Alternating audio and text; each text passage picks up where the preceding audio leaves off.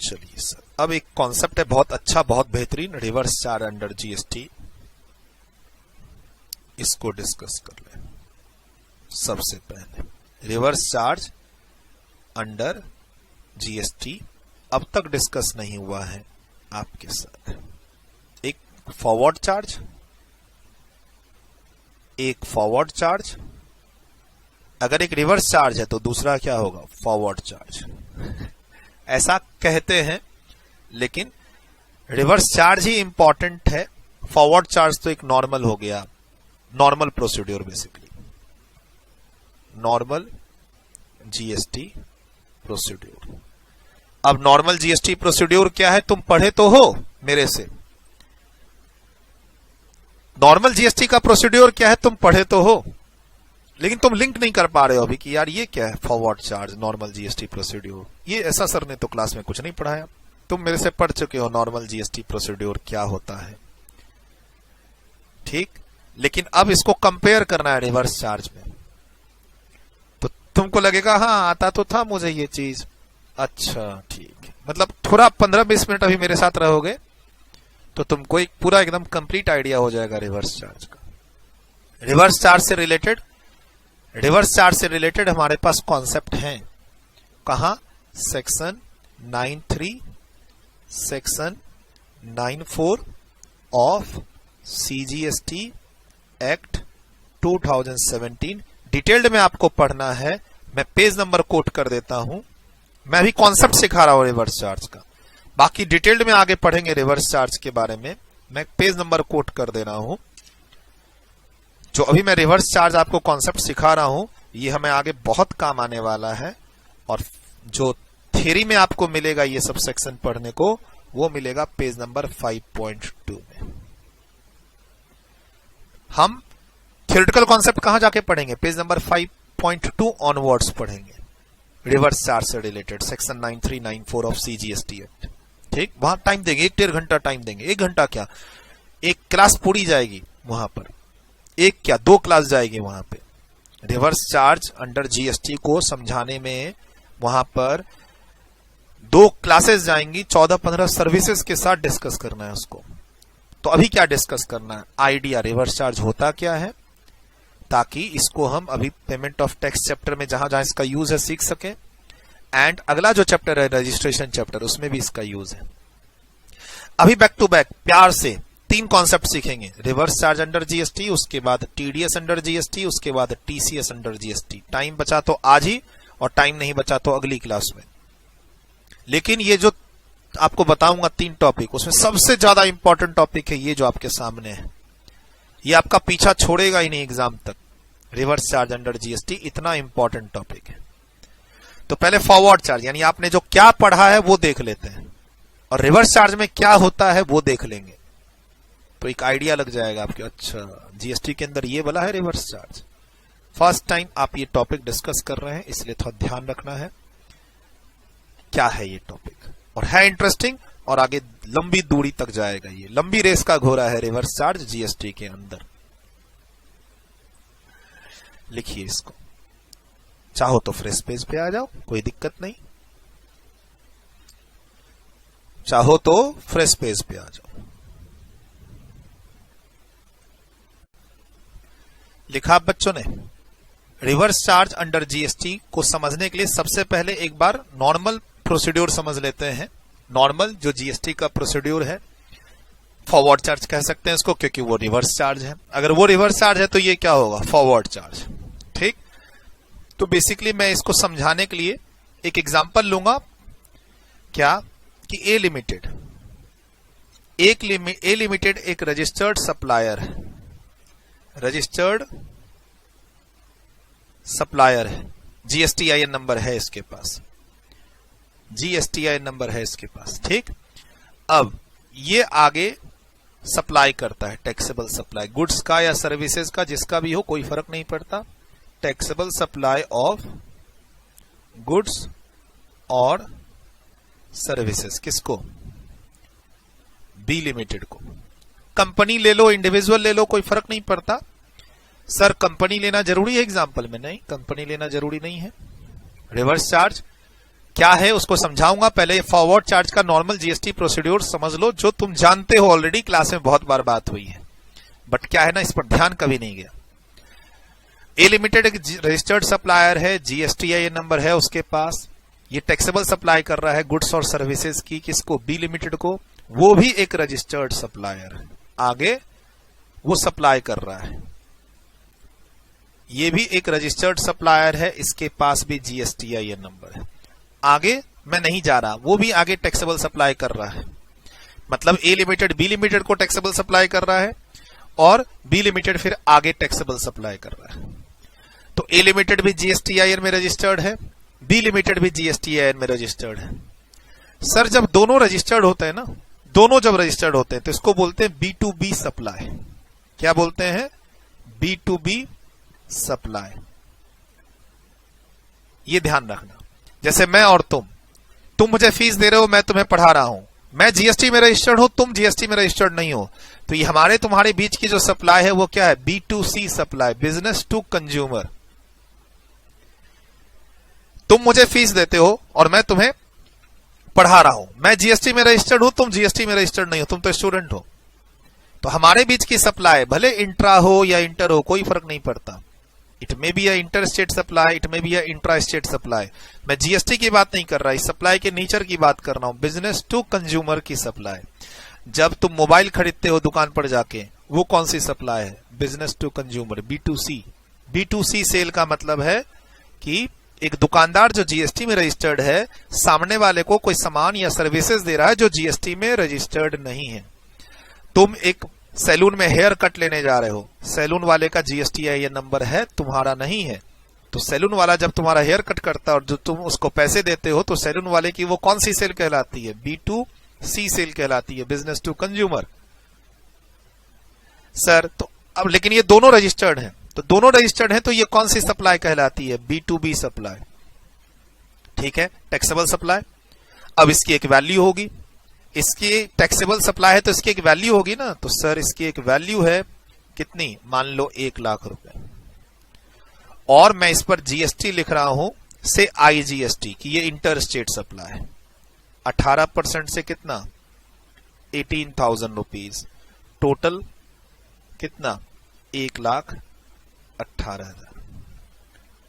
तो सर मैंने आपको क्या बोला था कि अगर ए लिमिटेड को अपनी सप्लाई को टैक्सेबल सप्लाई करना है और उस पर जीएसटी पे करना है, सामने वाले से जीएसटी कलेक्ट करना है, तो ए लिमिटेड के पास जीएसटीआईएन नंबर होना चाहिए, वो किसी न किसी स्टेट में रजिस्टर्ड हो, तो रजिस्टर्ड है।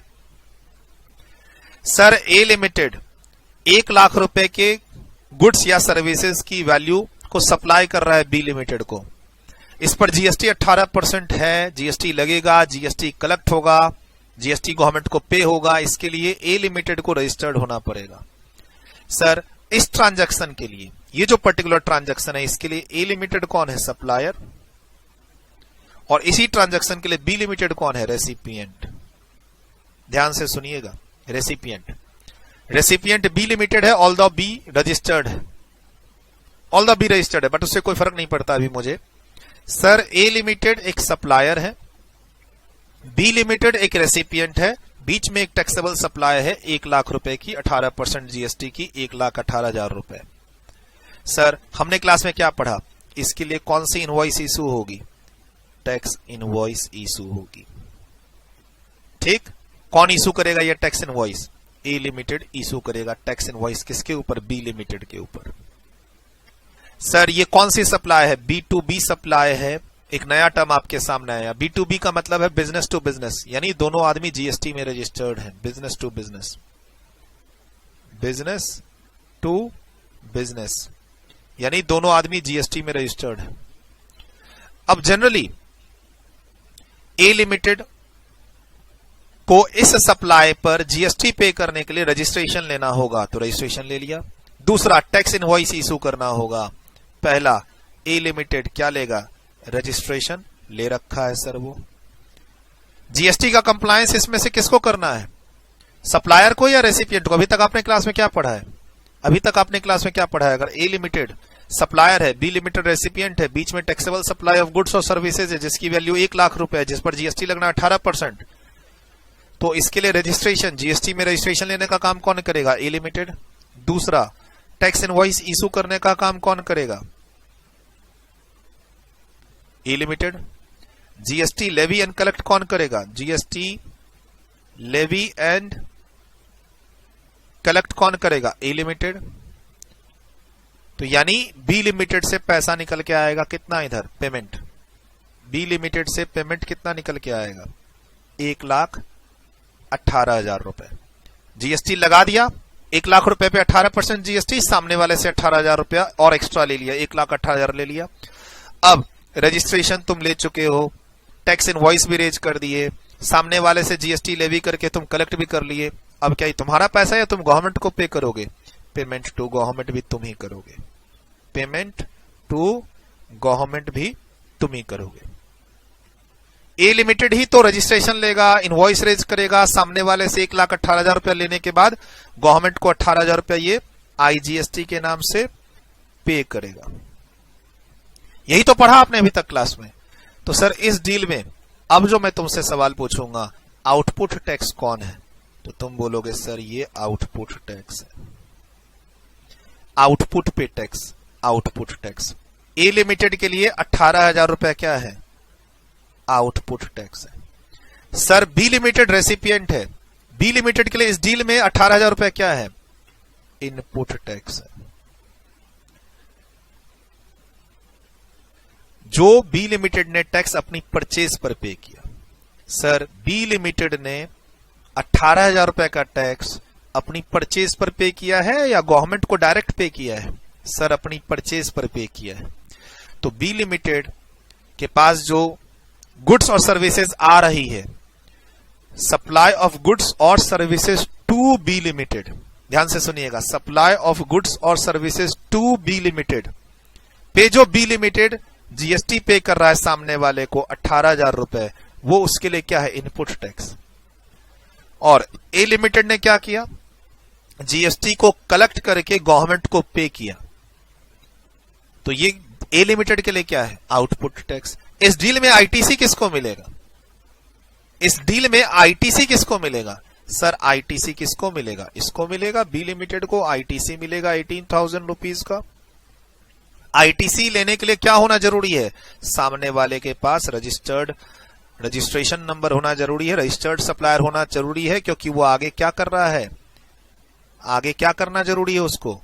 Taxable supply. बी लिमिटेड आगे टैक्सेबल सप्लाई कर रहा है, जीएसटी में रजिस्टर्ड है, परचेज पर उसने टैक्स पे किया है, गवर्नमेंट को या ए लिमिटेड को? ए लिमिटेड को। तो सर ऑब्वियस ही बात है, वो आपका इनपुट टैक्स है और उस पर तुम आईटीसी लोगे, बी लिमिटेड। और ये जीएसटी का कंप्लायंस किसने किया? ए लिमिटेड ने जीएसटी कलेक्ट किया है रेसिपिएंट से और गवर्नमेंट को पे किया है।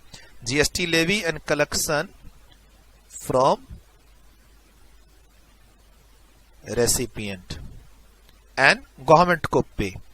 तो सर ये जो पूरा प्रोसीड्यूर अभी आपके सामने चला, यही है फॉरवर्ड चार्ज, नथिंग एल्स। ये तुम पहले से जानते हो। Sir forward charge normal GST procedure में क्या होता है? सुनो,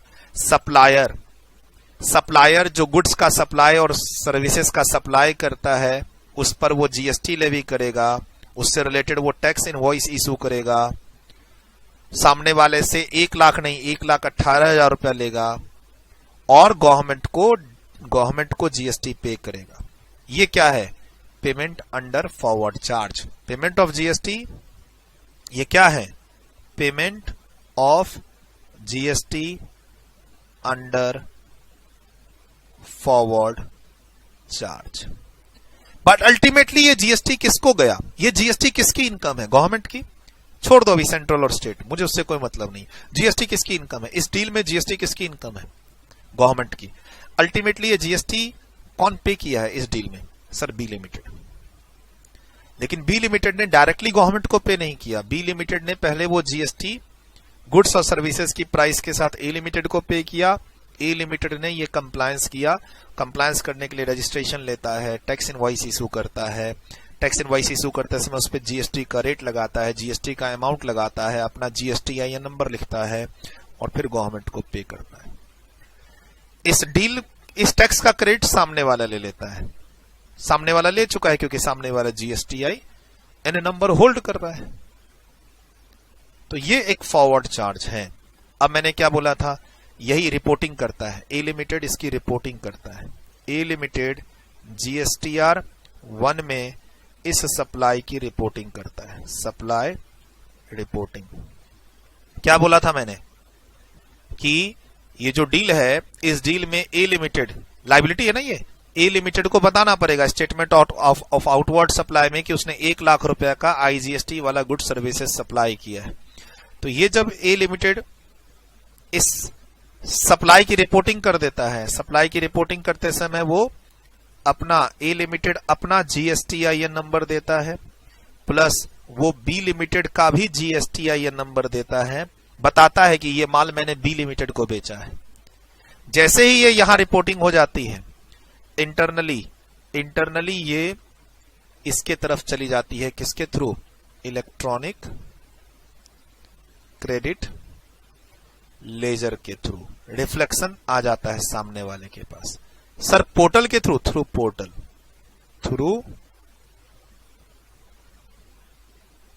थ्रू जीएसटी पोर्टल, जिसपे इस जीएसटी पोर्टल पे ए लिमिटेड का भी अकाउंट है और इस जीएसटी पोर्टल पे बी लिमिटेड का भी अकाउंट है।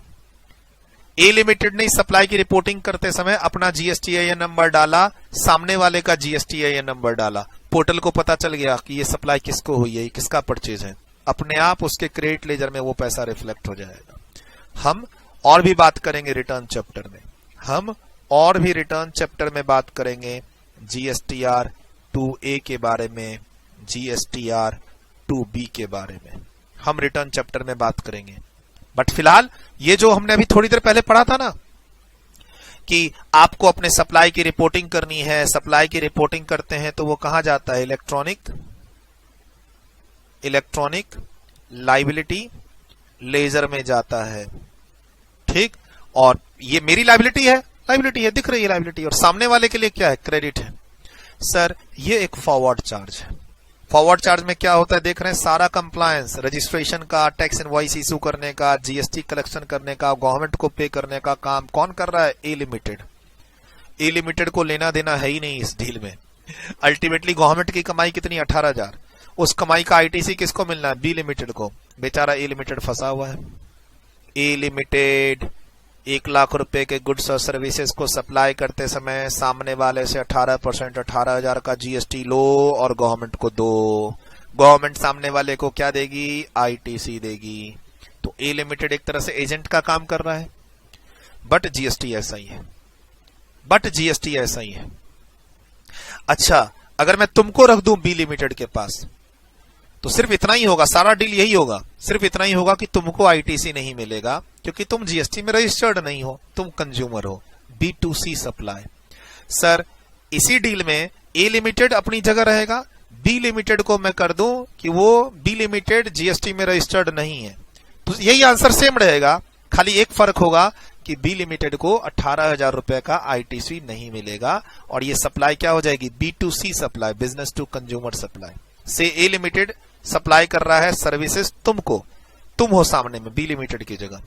तो ये सेम, सब कुछ सेम रहेगा, खाली तुमको आईटीसी नहीं मिलेगी, 2A 2B तुम्हारा नहीं होगा, तुम्हारा कोई लेजर भी नहीं होगा, इलेक्ट्रॉनिक क्रेडिट लेजर, जो तुम्हारे पास जीएसटीआईएन नंबर ही नहीं है तो तुम्हारा लेजर कहां से आ गया, पोर्टल पे तुम जाओगे कैसे, पोर्टल पे यूजर आईडी पासवर्ड ही नहीं है तुम्हारे पास।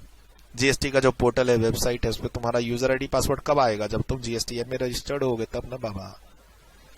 तो फॉरवर्ड चार्ज क्लियर। सर ये तो forward charge normal GST procedure, ये तो आप हमें बता ही रहे हो पिछले 7-8 क्लास से, पिछली 7 क्लास से यही तो डिस्कस कर रहे हैं। Supplier will collect the GST from सामने वाला recipient and he will in turn pay that taxes to the government. उसके कंप्लायंस के लिए क्या करना होता है, टैक्स इनवॉइस इशू करनी पड़ती है, जीएसटी कलेक्ट करना पड़ता है, रजिस्ट्रेशन लेते हुए जीएसटी पे भी करना पड़ता है। क्लास में क्या बताया था, बिना जीएसटीआईएन नंबर के तुम सामने वाले से जीएसटी नहीं ले सकते, ये भी बता रखा है क्लास में। और क्या बता रखा है, सामने वाले को आईटीसी लेना है तो सामने वाला भी जीएसटी में रजिस्टर्ड होना चाहिए। ठीक, और उसी को बोलते हैं B2B supply, business to business supply. और बिजनेस टू बिजनेस सप्लाई में ही इधर होता है रिपोर्टिंग उधर मिल जाता है इलेक्ट्रॉनिक क्रेडिट लेजर में आईटीसी, जो भी लेजर की बात हो रही थी। तो ये फॉरवर्ड चार्ज। अब इसमें मैं फिट करूंगा किसको, इस रिवर्स चार्ज के कॉन्सेप्ट को। अब ये लाइन क्लियर है। अब मैं इस डील में रिवर्स चार्ज को डालने वाला हूं। इसी डील में ए लिमिटेड बी लिमिटेड को रखते हुए साथ में डालूंगा रिवर्स चार्ज। ठीक है, अब ये कैसे काम करेगा वो देखो। कौन सा रिवर्स चार्ज, बट पहले इसको लिखो।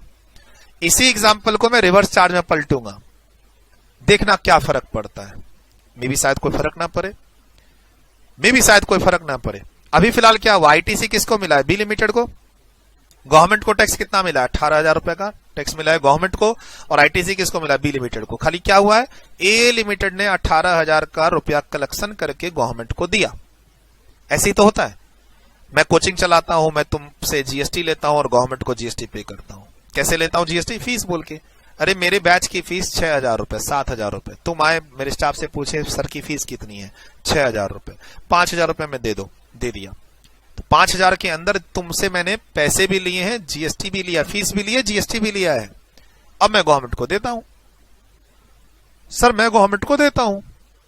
तो यही तो होता है फॉरवर्ड चार्ज, और क्या होता है। तुम रेस्टोरेंट में जाते हो खाना खाने के लिए, तुम रेस्टोरेंट वाले को जीएसटी पे कर देते हो, वो फिर पीछे महीने के एंड में गवर्नमेंट को देता है। यही तो फॉरवर्ड चार्ज, और क्या है। ये रहा, सप्लायर रेसिपिएंट से 1 लाख रुपए वैल्यू ऑफ गुड्स और सर्विसेज के साथ जीएसटी लेता है और इन टर्न वो गवर्नमेंट को पे करता है। इसके लिए कंप्लायंस के प्रोसीड्यूर हैं, रजिस्ट्रेशन लेना, टैक्स इनवॉइस इशू करना, जीएसटी कलेक्ट करना एंड देन गवर्नमेंट को पे करना। फिर उसके बाद जीएसटी रिटर्न फाइल करते समय उसकी रिपोर्टिंग होती है, सामने वाले की लायबिलिटी लेजर में जाता है और उधर वाले के क्रेडिट लेजर में जाता है। तो क्या नया है, नया तो अब सीखेंगे रिवर्स चार्ज। डन, यहां तक सही है, लिखिए इसको। चाहो तो फ्रेश पेज पे आ जाओ, उसमें कोई दिक्कत नहीं है। रिवर्स चार्ज को समझने के लिए सबसे पहले सीखना है फॉरवर्ड चार्ज क्या है। डन, ऊपर वाला पोर्शन लिख चुके हैं। ये अब पूरा चार्ट आपके सामने है। A limited is making taxable supply to B limited. Both are registered in GST. One will collect the GST and pay the same to the government, and another one, यानी recipient, will take the ITC, input tax credit. मेरा output tax, सामने वाले का क्या है, input tax, जिसका वो सामने वाला क्या लेगा, ITC लेगा। And this whole arrangement is called forward charge.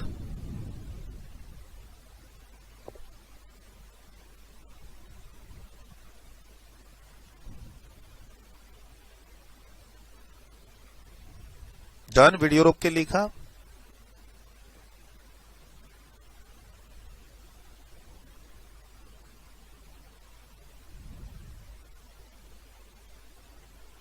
Done, थोड़ा सा आगे।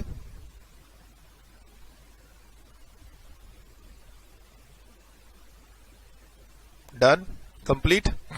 सर अगर सामने वाला अनरजिस्टर्ड हो तो चलो उसका भी एग्जांपल कर लेते हैं। ए लिमिटेड ने मिस्टर ए को, जो अनरजिस्टर्ड पर्सन है, ठीक, एक टैक्सेबल सप्लाई की है, एक टैक्सेबल सप्लाई की है। अगेन वैल्यू 1 लाख रुपए, आईजीएसटी 18,000। तो ऑफ कोर्स टैक्सेबल सप्लाई की है, 1 लाख रुपए की वैल्यू है, इस पे जीएसटी 18%, आईजीएसटी 18,000 है। तो ऑब्वियस सी बात है ये क्या लेगा, ये रजिस्ट्रेशन होगा इसके पास। सर बिना रजिस्ट्रेशन, बिना जीएसटी आई के सामने वाले से 18,000 कैसे लेगा। तो सामने वाला इसको कितना देगा, 1,18,000। सर ये गवर्नमेंट को कितना देगा, 18,000। क्या ये भी फॉरवर्ड चार्ज है, यस, ये भी एक फॉरवर्ड चार्ज का ही केस है, जिसमें सामने वाले के लिए ये इनपुट टैक्स नहीं कहलाएगा, नहीं कहलाएगा। ए लिमिटेड के लिए ये आउटपुट टैक्स कहलाएगा, लेकिन सामने वाले मिस्टर ए के लिए इनपुट टैक्स नहीं कहलाएगा। एक का आउटपुट, दूसरे का इनपुट, सर इनपुट टैक्स कहलाएगा ही नहीं। क्यों, क्योंकि सामने वाला अनरजिस्टर्ड है। सामने वाला अनरजिस्टर्ड है, ना तो ये इनपुट टैक्स कहलाएगा, ना तो इसको आईटीसी मिलेगा। सर इनपुट टैक्स कहलाए, मेरा आउटपुट टैक्स तुम्हारा इनपुट टैक्स। अरे कैसे रे बाबा, तुम रजिस्टर्ड ही नहीं हो। रजिस्टर्ड होना जरूरी है। ओहो ऐसा, देखो डेफिनेशन क्या कहता है, देख लो एक बार डेफिनेशन क्या कहता है। इनपुट टैक्स का जो डेफिनेशन है वो किसके लिए है, in relation to a registered person. Input tax के डेफिनेशन में आने के लिए आपका रजिस्टर्ड होना जरूरी है। जो आप टैक्स पे कर रहे हैं वो आपका इनपुट टैक्स है। कब, जब आप रजिस्टर्ड पर्सन हो। रजिस्टर्ड पर्सन का मतलब क्या, आपके पास जीएसटीआईएन नंबर हो, जीएसटी में आप रजिस्टर्ड हो। Input tax in relation to a registered person. ठीक है, क्लियर है। आपके पास जीएसटीआईएन नंबर है, तो सर आपके पास तो यहां जीएसटीआईएन नंबर ही नहीं है। सर ऊपर तो आपने लिखा था कि ये आउटपुट टैक्स है और वो इनपुट टैक्स है, आउटपुट टैक्स और वो इनपुट टैक्स है। हाँ, क्योंकि दोनों रजिस्टर्ड थे, इधर एक ही रजिस्टर्ड है, तो एक का आउटपुट टैक्स तो है लेकिन दूसरे का वो इनपुट टैक्स नहीं बन सकता। और इस डील में अगेन ये फॉरवर्ड चार्ज है क्या, सप्लायर, ए लिमिटेड सप्लायर। सप्लायर रेसिपिएंट से जीएसटी लेगा और गवर्नमेंट को देगा। ये जो डील होती है ये फॉरवर्ड चार्ज होती है। फॉरवर्ड चार्ज में क्या होता है, supplier will do all compliances. Forward charge में क्या होता है, supplier will do all compliances. Like कैसे कंप्लायंसेस सर, सप्लायर ही रजिस्ट्रेशन लेगा गवर्नमेंट के यहां, जीएसटीआईएन नंबर होल्ड करेगा, इशू करेगा टैक्स इनवॉइस, जीएसटी कलेक्ट करेगा फ्रॉम बायर, फ्रॉम रेसिपिएंट, वही जो ऊपर लिखा था। और क्या करेगा सर, जीएसटी पेमेंट टू, अभी अभी ऊपर यही तो किया था। अभी अभी तो ए लिमिटेड जो यहां सप्लायर था, इसने रजिस्ट्रेशन लिया था, टैक्स इनवॉइस इशू किया था, जीएसटी का कलेक्शन किया था, गवर्नमेंट को पे किया, forward charge. Sir forward charge में सामने वाला रजिस्टर्ड है या नहीं उससे कोई फर्क नहीं पड़ता। जीएसटी लो गवर्नमेंट को दो, जीएसटी लो गवर्नमेंट को दो। तो this is another example of forward charge, जिसमें सामने वाला रजिस्टर्ड नहीं है, तो इसका आउटपुट टैक्स तो है लेकिन वो उधर जाके इनपुट टैक्स नहीं बनेगा। एग्जांपल, और एकदम डेफिनेशन से लिंक कर रहा हूं मैं आपको। सोचो ये वर्ड कितना इंपॉर्टेंट है। अब तुम एग्जाम में ये वर्ड ही छोड़ दोगे। Input tax means a tax which is paid on purchase है, ऐसे कैसे, टाइम पास है। 5 मार्क्स ऐसे मिल जाएंगे, 4 मार्क्स ऐसे मिल जाएंगे। ये 4 मार्क्स कैसे मिलेंगे sir, input tax is a tax which is paid on purchase, बस खत्म, कहानी खत्म। नहीं, वो तो ज्ञान था। इनपुट टैक्स परचेज पर पे किया हुआ टैक्स है, ये तो एक अंडरस्टैंडिंग है। 4 मार्क्स इसमें नहीं मिलेंगे। 4 मार्क्स के लिए प्रॉपर आपको वर्किंग करनी पड़ेगी। अभी तो ये रजिस्टर्ड पर्सन को सीखे हैं, अभी यहाँ मेड टू हिम है, इसको सीखना पड़ेगा। उसके बाद अब ये क्या है सर, इम्पोर्ट 9394 5354 9394 7374, और ये क्या है कॉम्पोजिशन में भी। जब सब सीखेंगे तो अपने आप ये याद हो जाएगा। याद क्लास में करा देंगे, रटना नहीं है, अंदर के टर्म समझने हैं।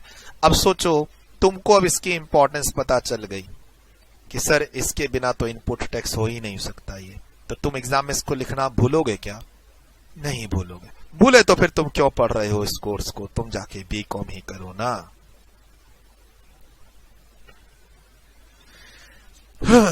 चलिए लिखिए इसको, इधर तो लिख चुके थे ये सारा। अब समझाऊंगा रिवर्स चार्ज। अभी तक नहीं समझाया सर, नहीं कहां समझाया। 2 एग्जांपल फॉरवर्ड चार्ज के, एक में दोनों रजिस्टर्ड है और एक में यहां तक लिख चुके थे। एक और एग्जांपल दिया है इस बार B2C का, B2C supply, B2C supply, business to consumer. Sir सामने वाला रजिस्टर्ड अगर ना हो तो उसको बोलते हैं B2C सप्लाई, सामने वाला रजिस्टर्ड हो तो उसको क्या बोलते हैं जीएसटी में, B2B सप्लाई। याद रहेगा। दोनों एग्जांपल दे दिया फॉरवर्ड चार्ज को समझाने में। लिखिए इसको।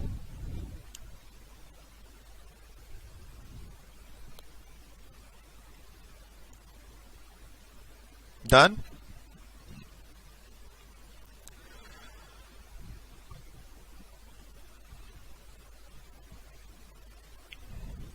डन, वीडियो रोक के लिखा, इसको लिखिए।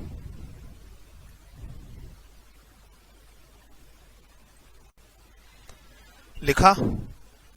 अब मैं थोड़ा सा एग्जाम्पल को चेंज करता हूं, ऐसा ही कुछ रखूंगा जैसे अभी आपको मैंने ऊपर वाला B2B सप्लाई, अभी यहां एक एग्जाम्पल दिया कि ए लिमिटेड टैक्सेबल सप्लाई कर रहा है बी लिमिटेड को, बी लिमिटेड भी आगे टैक्सेबल सप्लाई कर रहा है।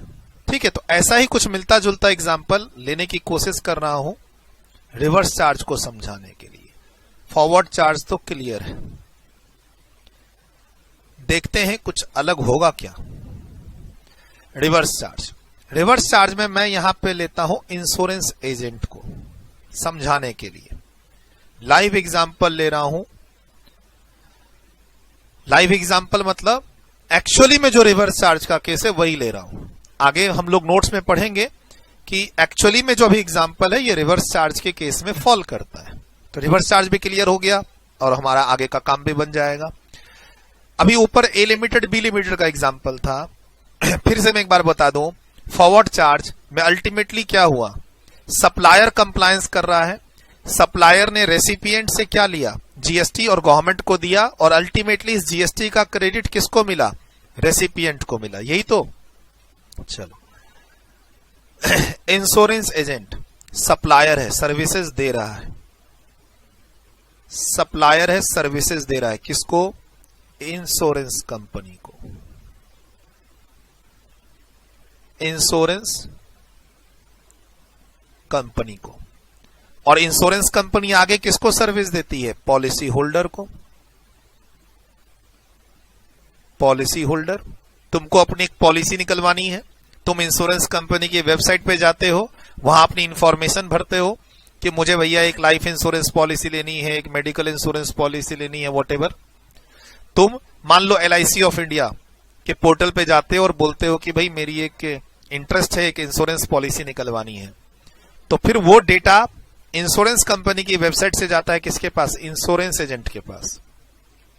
इंश्योरेंस एजेंट आपसे कांटेक्ट करता है कि रिसेंटली आपने इंश्योरेंस कंपनी, हमारी कंपनी की वेबसाइट पे विजिट किया था, आप पॉलिसी में इंटरेस्टेड हैं, बताइए क्या सेवा करें, एटसेट्रा एटसेट्रा, और कहिए तो हम आपके घर भी विजिट कर लेंगे। ये सारा ऑटोमेटेड हो रहा है, और ये इंश्योरेंस एजेंट आपके घर आके सारा प्लान वगैरह समझा के पॉलिसी भी बना देता है। लेकिन फिर आप उस एजेंट को थोड़ी ना कुछ पैसा देते हो, आप तो प्रीमियम पे कर रहे हो इंश्योरेंस कंपनी को। इंश्योरेंस कंपनी क्या करती है, इंश्योरेंस कंपनी कमीशन पे करती है, कमीशन पे करती है। मान लो 1 लाख रुपए का कमीशन है, बहुत सारे पॉलिसी इस इंश्योरेंस एजेंट ने इंश्योरेंस कंपनी की चिपका दी लोगों को। अच्छा, इंश्योरेंस कंपनी को कमाई क्या है, पॉलिसी प्रीमियम। इंश्योरेंस कंपनी को आगे से क्या आ रहा है, पॉलिसी प्रीमियम। जैसे मुझे तुम बच्चों से फीस आती है और मैं पीछे कुरियर वाले को पेमेंट करता हूं, तुम बच्चों से फीस आती है, पीछे मैं अपना जहां से बुक मेरी ना प्रिंट होती है और बाइंडिंग होती है उसको पेमेंट करता हूं। तुम बच्चों से फीस आती है, पीछे मैं अपने मेरे जो सोशल मीडिया मार्केटिंग के जो पर्सन है उनको पेमेंट करता हूं, आउटसोर्स जो काम कर रखा है। तो ऐसे ही पॉलिसी होल्डर प्रीमियम पे कर रहा है इंश्योरेंस कंपनी को, और इंश्योरेंस कंपनी कमीशन पे कर रही है इंश्योरेंस एजेंट को। इसमें कौन किसको सर्विस दे रहा है, तो सर इंश्योरेंस एजेंट सर्विस दे रहा है। ये इंश्योरेंस एजेंट की outward supply, outward supply. Insurance agent services दे रहा है इंश्योरेंस कंपनी को, ये इसकी इनवर्ड सप्लाई है। सप्लाई ऑफ गुड्स और सर्विसेज टू इंश्योरेंस कंपनी, और इंश्योरेंस कंपनी आगे पॉलिसी होल्डर को सर्विस दे रही है। ठीक, और फाइनली देखो, मैं तुमको पढ़ाता हूं, तुम मुझे पैसे देते हो, तो जो पैसे देता है वो रेसिपिएंट है, ये बात हमेशा ध्यान रखना। अभी पैसा कौन किसको दे रहा है, वो रेसिपिएंट है। सर इंश्योरेंस कंपनी कमीशन पे कर रही है किसको, इंश्योरेंस एजेंट को। तो ये जो सर्विसेज है, अभी जिस सर्विसेज की बात हो रही है, सर ये जो इंश्योरेंस एजेंट की सर्विस है, इंश्योरेंस एजेंट की जो सर्विस है, इसके लिए ये कौन है, रेसिपिएंट। सर्विस प्रोवाइडर कौन है, इंश्योरेंस एजेंट। रेसिपिएंट कौन है, इंश्योरेंस कंपनी। आउटवर्ड सप्लाई, यहां से सप्लाई जा रही है, और इनवर्ड सप्लाई इंश्योरेंस कंपनी को सप्लाई मिल रही है, कमीशन 1 लाख रुपए का। सर इस पे जीएसटी लगना है 18%। गवर्नमेंट कहती है इस पे जीएसटी 18%। 18,000। अब देखो जीएसटी आईजीएसटी हो तो आईजीएसटी 18,000 और सीजीएसटी एसजीएसटी हो तो 9,900। मैंने कॉमन लिख दिया जीएसटी 18%। अब जीएसटी 18% का मतलब है आईजीएसटी है तो 18,000, सीजीएसटी एसजीएसटी है तो 9,900। इससे मेरी लाइफ इजी हो जाएगी, इंट्रा इंटर का चक्कर खत्म। 18% का जीएसटी 18,000। अभी अभी आपने ऊपर पढ़ा कि कंप्लायंस कौन करता है जनरली? सप्लायर, जो सर्विसेज की सप्लाई करता है। अच्छा सर, यहां सर्विसेज की सप्लाई कौन कर रहा है? इंश्योरेंस एजेंट एक सप्लायर है, इंश्योरेंस कंपनी रेसिपिएंट है, इधर आउटवर्ड सप्लाई है और उधर इनवर्ड सप्लाई है। अब गवर्नमेंट कहती है, हमारा जो सीजीएसटी एक्ट कहता है, सीजीएसटी एक्ट 2017 का सेक्शन 9(3) कहता है कि reverse charge will apply. Reverse charge will apply. अब रिवर्स चार्ज क्या होता है सर? रिवर्स चार्ज यहां पर क्या हो रहा था? सप्लायर यहां पर क्या कर रहा था? बिल रेज कर रहा था, इनवॉइस रेज कर रहा था, जीएसटी ले रहा था, गवर्नमेंट को पे कर रहा था, सप्लायर जीएसटी में रजिस्टर्ड था। सर अब गवर्नमेंट कहती है ये जो डील है, इस डील में हम रिवर्स चार्ज अप्लाई करेंगे। तो रिवर्स चार्ज अप्लाई करने से क्या होगा सर? तो रिवर्स चार्ज अप्लाई करने से क्या क्या होगा सर? इंश्योरेंस एजेंट को रजिस्ट्रेशन जीएसटीआईएन नंबर लेने की जरूरत नहीं है। नहीं जरूरत है। बोला सर ऐसे कैसे? 1 लाख रुपए की सर्विसेज सप्लाई हुई है, value of taxable service, value of taxable supply 1 lakh रुपए की है। सर यहां पे टैक्सेबल सप्लाई है ये एक टैक्सेबल सप्लाई है। इसकी वैल्यू कितनी है सर? अभी अभी बात हुई 1 लाख रुपए है commission. Sir insurance agent insurance company की पॉलिसी जाके पॉलिसी होल्डर को बेच रहा है, तो ये एक सप्लाई टैक्सेबल सप्लाई है जिसकी वैल्यू 1 लाख रुपए की। मुझे इस काम का 1 लाख कमीशन चाहिए, तो वैल्यू 1 लाख रुपए है। गवर्नमेंट कहती है इस पे रिवर्स चार्ज लगेगा। अब रिवर्स चार्ज में होता क्या है? रिवर्स चार्ज में है कि इंश्योरेंस कंपनी के पास जीएसटीआईएन नंबर होगा, नहीं तो लेना पड़ेगा। एक रिवर्स चार्ज में क्या होगा? इंश्योरेंस कंपनी के पास जीएसटीआईएन नंबर है, नहीं है तो रजिस्ट्रेशन मैंडेटरी है। इफ होगा, इंश्योरेंस कंपनी बहुत बड़ी कंपनी है, नहीं होगा, if GSTIN is not, if GSTI is not available, then registration is mandatory. If GSTIN is not available, then registration is mandatory. किसके लिए बोल रहा हूं? Insurance company. Reverse charge, GST number generally supplier को लेना पड़ता है, जीएसटी नंबर जनरली सप्लायर को लेना पड़ता है। कोई रजिस्ट्रेशन की जरूरत नहीं है, कोई जीएसटीआईएन नंबर लेने की जरूरत नहीं है। फ्री बर्ड, इंश्योरेंस एजेंट को यहां रजिस्ट्रेशन नहीं लेना है, कोई कंप्लायंस करना नहीं है। No compliance needed, no compliance. तो फिर सर इस 1 लाख पे 18% जीएसटी, वो दूसरा। Sir GST on this inward supply, that is rupees 18,000, will be paid by insurance company to government. Sir inward supply GST 18%, GST 18%, 18,000 inward supply है ना, तो ये इनपुट टैक्स ही कहलाएगा ना। इंश्योरेंस कंपनी के लिए इनवर्ड सप्लाई वाला जो टैक्स है वो इनपुट टैक्स ही कहलाएगा ना। आउटपुट टैक्स तो ये इसके बीच में जो पॉलिसी होल्डर और इसके बीच में है वो आउटपुट टैक्स। यहां जो प्रीमियम है, इंश्योरेंस कंपनी जो प्रीमियम चार्ज करेगी पॉलिसी होल्डर से, वहां क्या लगेगा? Output tax. Output tax. Insurance agent से सर्विसेज लेना और उसको कमीशन देना, ये एक इनवर्ड सर्विस है। उस पर जो टैक्स है 18,000 रुपए का, वो एक इनपुट टैक्स है। और रिवर्स चार्ज में ये टैक्स खुद इंश्योरेंस कंपनी रजिस्ट्रेशन लेके गवर्नमेंट को पे करेगी। GST on this inward supply, कितना खतरनाक नियम है inward supply. GST on this inward supply, बहुत खतरनाक नियम। रिवर्स चार्ज, गवर्नमेंट बोलती है सुनो इंश्योरेंस कंपनी, तुमने जो ये सर्विसेज ली है और कमीशन दिया 1 लाख रुपए का, इंश्योरेंस एजेंट को कोई कंप्लायंस नहीं करना है। तुम इस पे जीएसटी नंबर लो, अगर तुम्हारे पास नहीं है तो तुम इस पर जीएसटी पे करो। Will be paid by insurance company to government directly. अरे सर जी, आपने पूरा चक्कर ही डाल दिया सर। सर चक्कर आ गया। आपने तो बोला था जीएसटी एक इनडायरेक्ट टैक्स है, सप्लायर को रेसिपिएंट से जीएसटी लेना है और गवर्नमेंट को पे करना है। हाँ ठीक है, वही है जीएसटी, आज भी वही है। लेकिन रिवर्स चार्ज में तुम्हारा जीएसटी तुम खुद पे करोगे। जो तुम इनपुट पर जीएसटी तुम्हारे को लग रहा था, जो तुम इंश्योरेंस एजेंट को देते और इंश्योरेंस एजेंट गवर्नमेंट को देती, वो तुम खुद पे करोगे। ये it is still your inward supply, जिस पर तुम खुद जीएसटी पे करोगे। बोला सर मैं खुद जीएसटी पे करूंगा तो क्या मैं अब आईटीसी खुद ले लो? हाँ, such tax will be eligible for input tax credit ITC। खुद टैक्स पे करना और खुद ही क्रेडिट लेना है।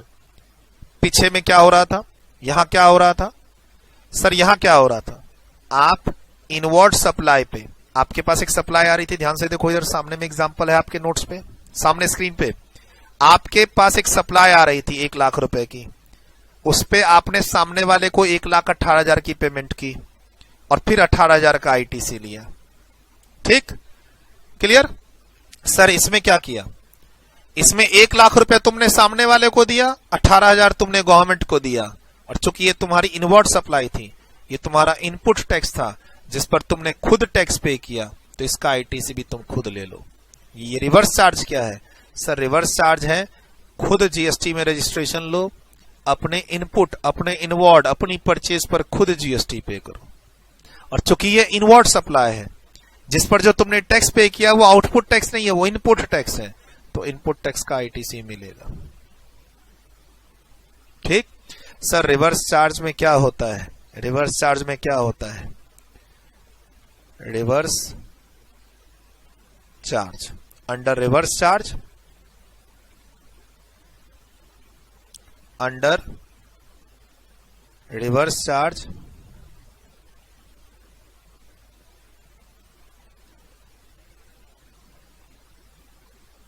रेसिपिएंट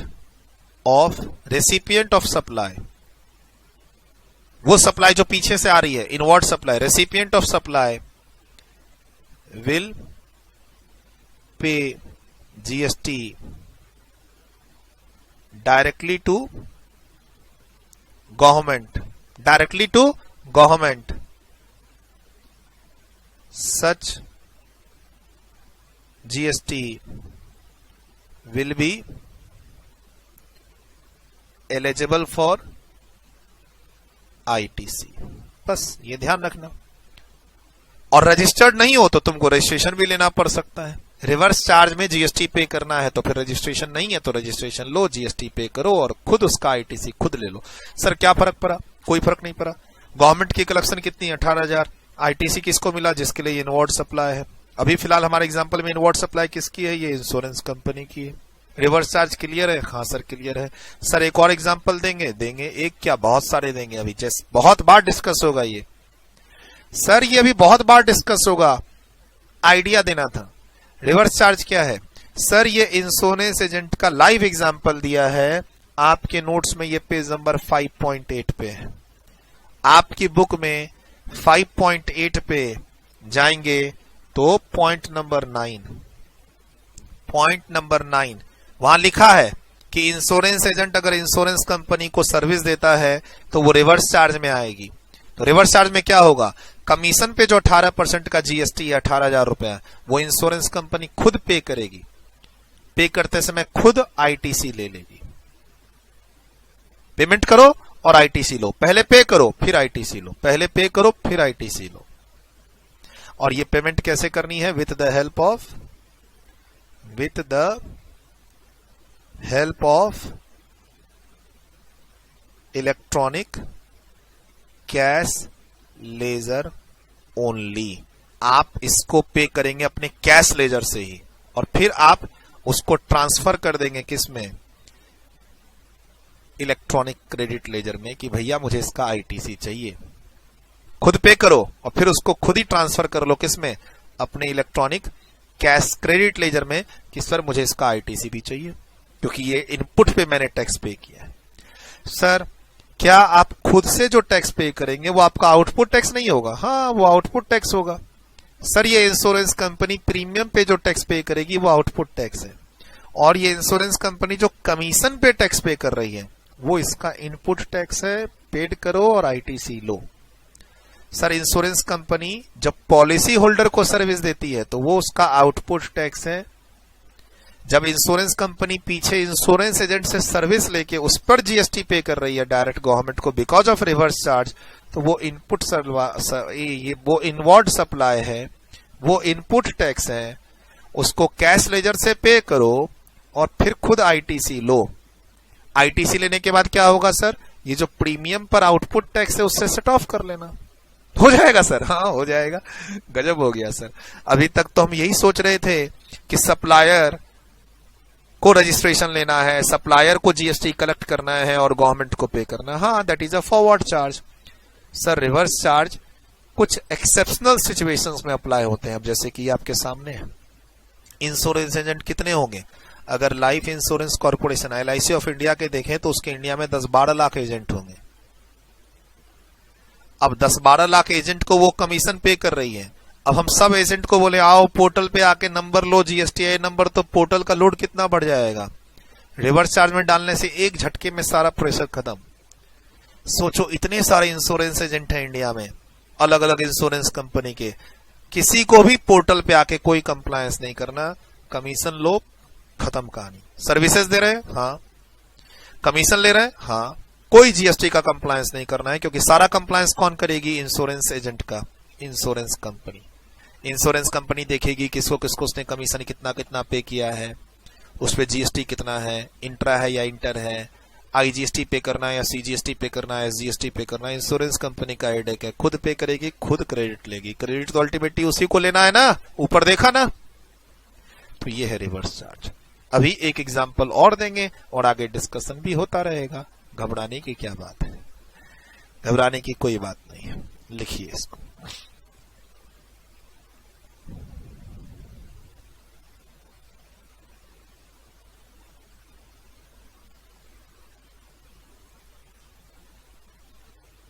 अच्छे से लिखिएगा, समझ के। पहले एक बार पढ़ लीजिए इसमें कहां पर क्या फिगर आ रहा है। मैं अभी जो बात कर रहा था वो मैं पॉलिसी होल्डर और इंश्योरेंस कंपनी की बात कर ही नहीं रहा था। मैं जो भी बात कर रहा था किसको ध्यान में रख के? इंश्योरेंस एजेंट ने इंश्योरेंस एजेंट की सर्विस दी है इंश्योरेंस कंपनी को, जिसके बदले उसने कमीशन लिया है। कैसी सर्विस है सर? पॉलिसी बेचने की। इंश्योरेंस कंपनी के बिहाफ में वो जाके पॉलिसी बेच रहा है पॉलिसी होल्डर को।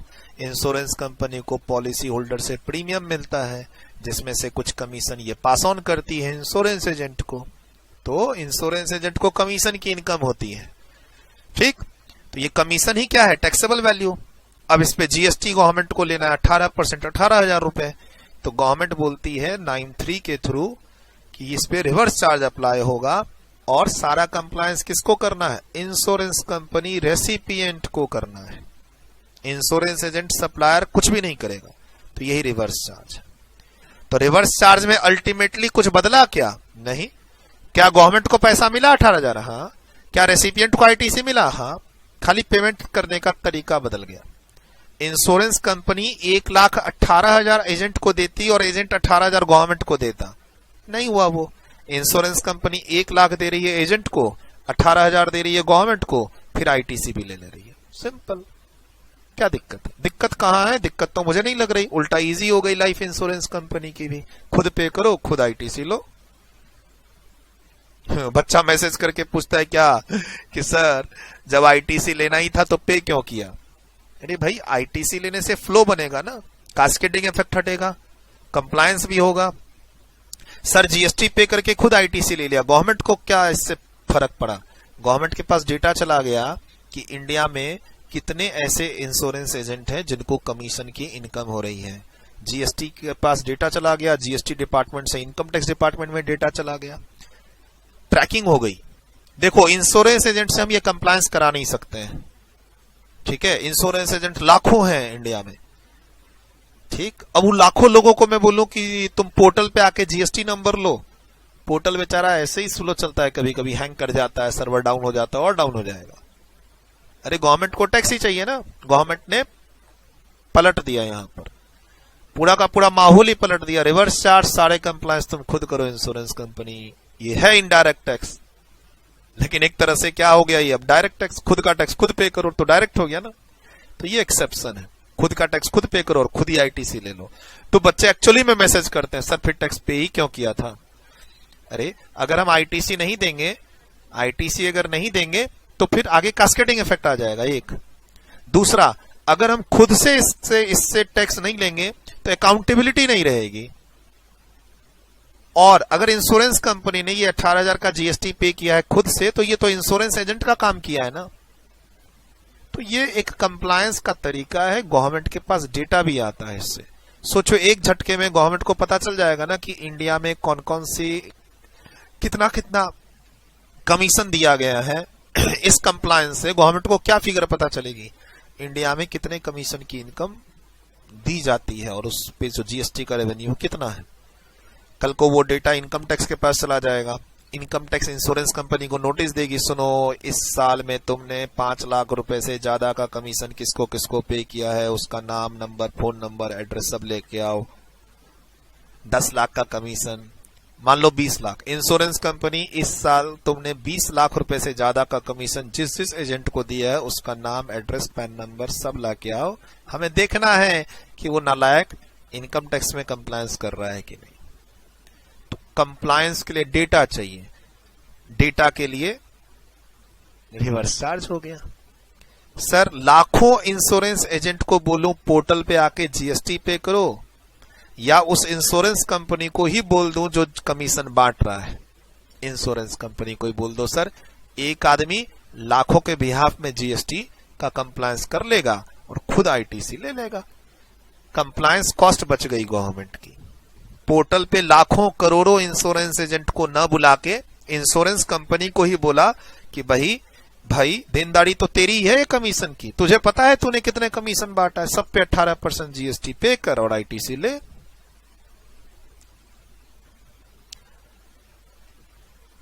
डन, वीडियो रोक के लिखा, नेक्स्ट, डन, अच्छे से ना कुछ गलती ना हो, नेक्स्ट। चलिए छोटा सा एक और एग्जांपल ले लेते हैं सर, एक और प्लेन एग्जांपल ले लेते हैं, reverse charge. Sir A limited है, ठीक, बी लिमिटेड है, आगे ये टैक्सेबल सप्लाई कर रही है, ठीक, इसके पास जीएसटीआईएन नंबर है, इसके पास भी जीएसटीआईएन नंबर है, दोनों के पास है, कोई फर्क नहीं पड़ता। सर दोनों के पास जीएसटीआईएन नंबर हो तो भी रिवर्स चार्ज लग जाता है? हाँ, taxable supply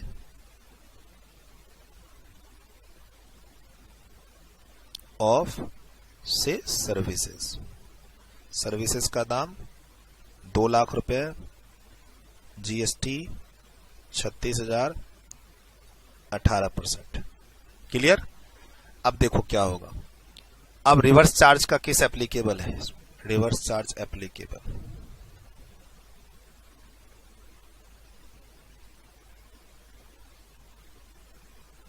reverse charge applicable.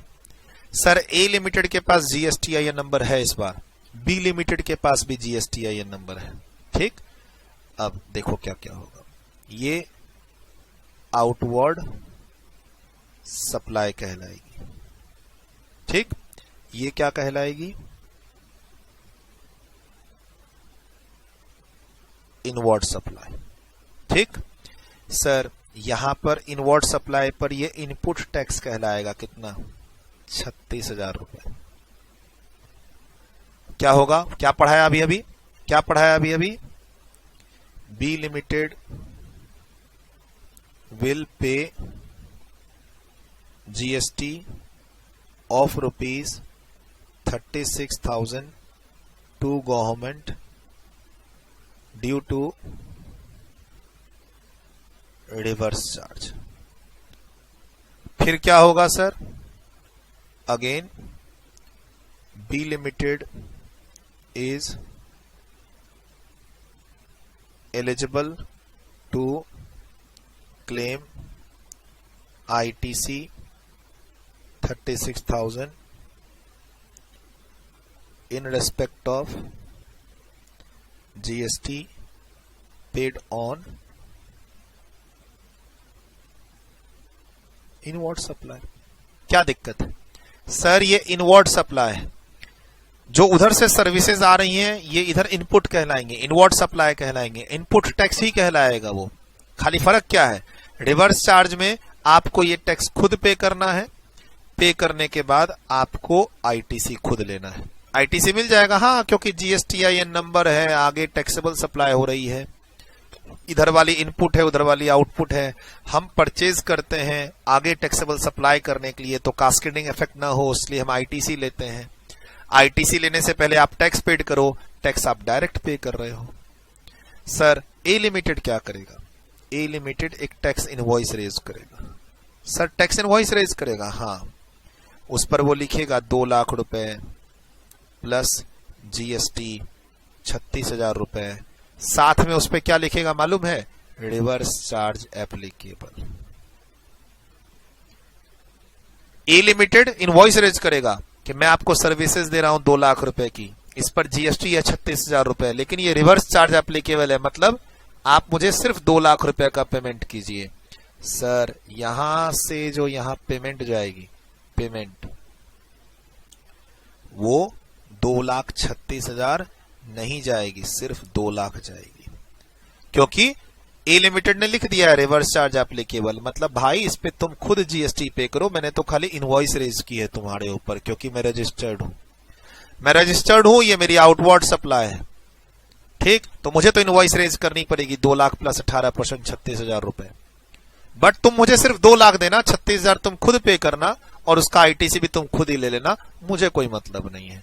Sir इसकी आउटपुट टैक्स लायबिलिटी नील, आउटपुट टैक्स लायबिलिटी इसकी नील।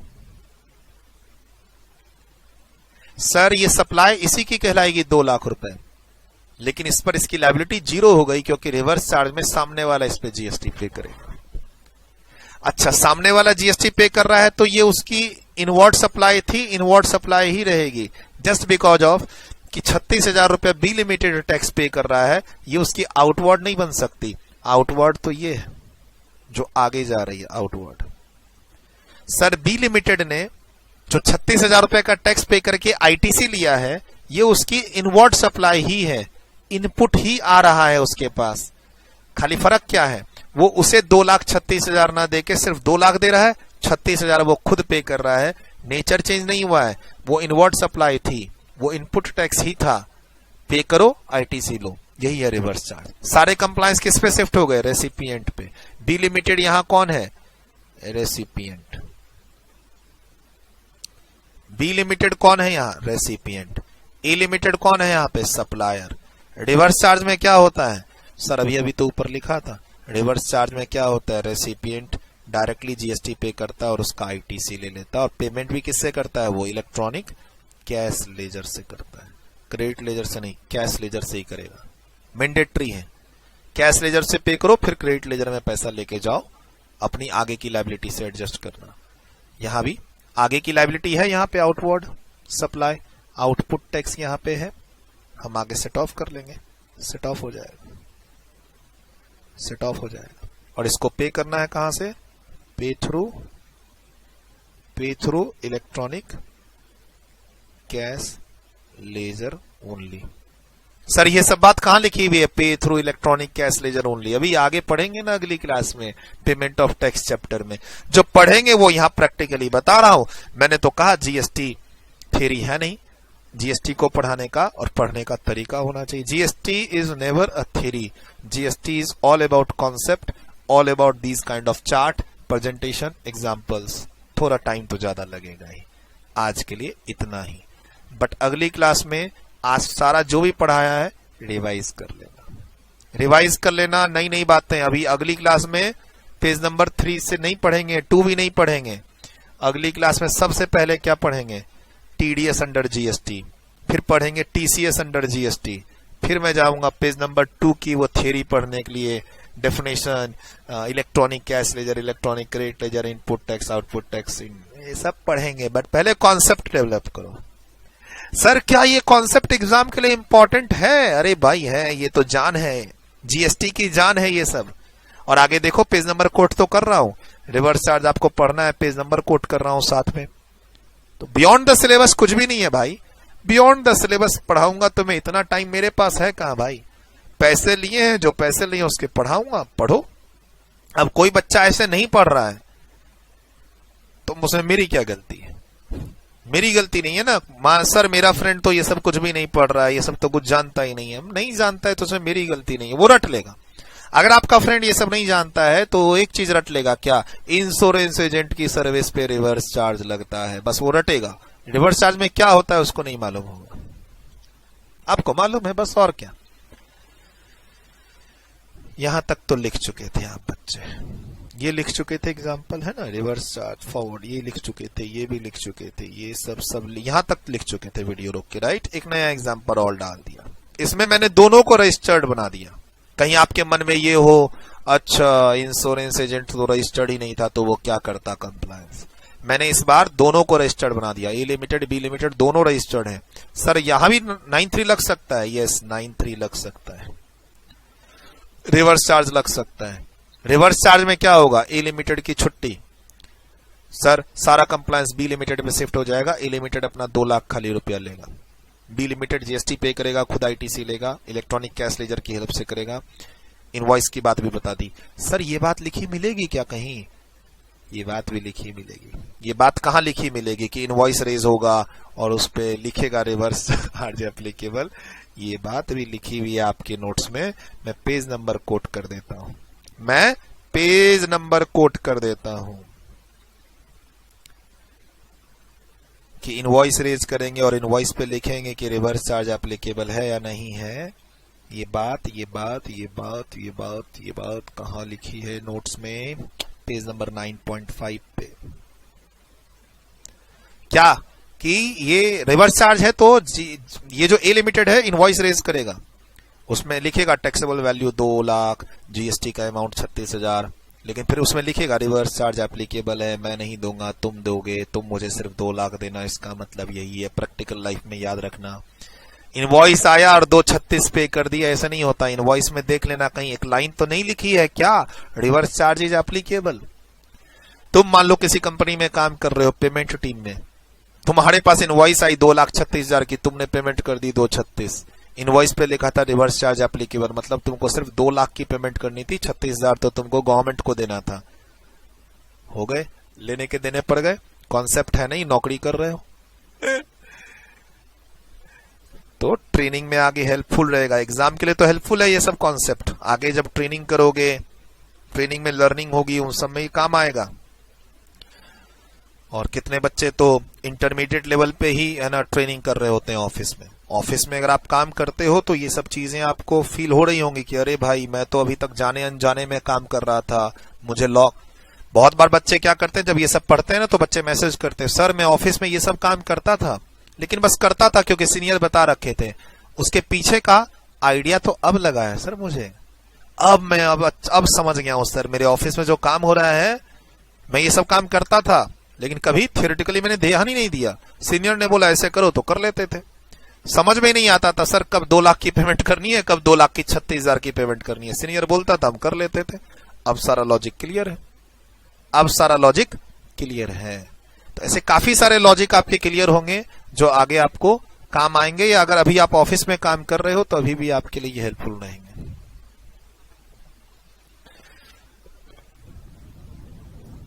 डन, वीडियो रोक के लिखा, अच्छे से, कोई गलती वलती नहीं करनी है। पे through electronic cash ledger only कहां लिखा है सर? ये भी लिखा है, ये भी लिखा है, ये कहां लिखा है? ये लिखा है आपके नोट्स में कि हम इलेक्ट्रॉनिक कैश लेजर से ही इसको पे करेंगे।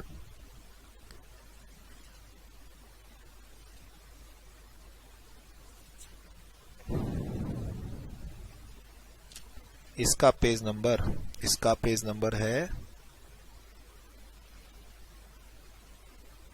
Page number 2.7, page number 2.7 point number 4 में ये बात लिखी हुई है कि हम इसकी पेमेंट इलेक्ट्रॉनिक कैश लेजर के थ्रू ही करेंगे, क्रेडिट लेजर के थ्रू नहीं कर सकते। ये बात लिखी हुई है, हम जब नोट्स पढ़ेंगे तो वहां याद दिलाऊंगा, अभी पेज नंबर की मार्किंग कर दी है। मिलते हैं अगली क्लास में। अगली क्लास में हम लोग पेज नंबर 2.2 से स्टार्ट करेंगे, बट उसके पहले दो छोटे छोटे कॉन्सेप्ट सीखेंगे। जैसे अभी रिवर्स चार्ज सीखा, वैसे ही क्या TDS under GST and TCS under GST, उसको पहले सीखेंगे, फिर पेज नंबर 2, 3 ऐसे करके बढ़ेंगे। उम्मीद है कि अगली 2 क्लास में मैं इस चैप्टर को कंप्लीट करा दूं, तीसरी भी लग सकती है थोड़ी बहुत, क्योंकि अब एग्जाम्पल देता हूं तो टाइम तो लगता ही है, फिर इस चैप्टर में काफी सारे क्वेश्चन भी हैं। लेट्स सी, टारगेट तो है मेरा 3 क्लास के अंदर कंप्लीट करने का, चौथी लग जाए तो कोई बात नहीं, क्या दिक्कत है। Bye bye, take care.